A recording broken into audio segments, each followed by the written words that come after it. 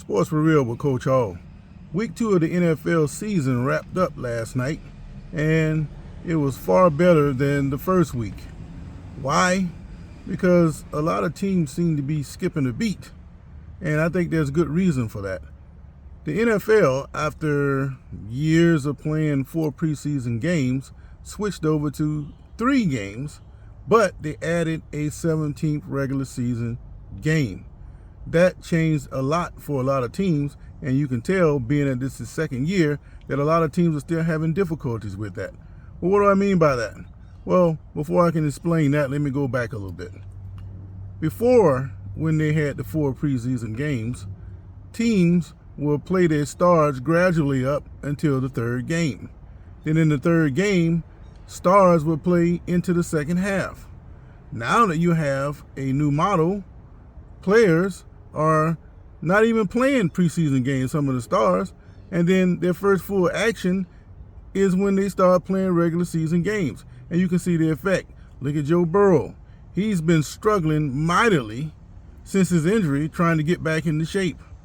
Don't think that's a good example? What about Patrick Mahomes? Patrick Mahomes didn't look so good in his first game, and the first quarter and a half of the second game, he still didn't look so great.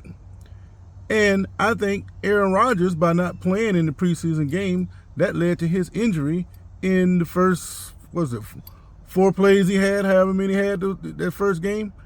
It all adds up to not being active in preseason games or in the game time conditions. And if you go back again to when they had those 4 preseason games, those teams were hitting on all cylinders when it came time for the season to start. Now, I think that, it's good that the players should protect themselves, but you're not protecting the fans, because the fans, they still have to pay full price. And I think if the fans are going to have to pay full price knowing that the players aren't going to play, either you make that known and reduce your prices, or these teams need to be more responsible to their fans. As it stands right now, they don't seem to care a whole lot. Speaking of fans, the Jacksonville Jaguars fans are complaining that the stadium is too hot. In this game against Kansas City, a lot of people were treated for heat exhaustion. It was a report that somebody had actually died, but I hadn't seen any verification of that. But I was at that game, and I dealt with the heat, and I can understand exactly where it is that people are talking about. Now, most of the people I saw that were having heat difficulties were up in age. So that brings to mind the proposal that the Jaguars have to build a new stadium, with the biggest feature being the heat control measure that they were going to have. This little covering over the stadium that's supposed to absorb those rays and reduce the temperature for the fans 10 to 15 degrees.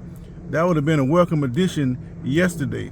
But of course, they haven't negotiated, and I think eventually they will get it done. But $1 million is an awful lot to pay for most fans who won't benefit. Now, some of those that had heat problems yesterday, they would disagree. But I think in the end, it's going to help the Jaguar owner, Shad Khan, that these people had all these difficulties with the heat. And I think they're going to put pressure on the city to get that deal done, to modernize that stadium and cut the heat down in these early season games. But we'll see.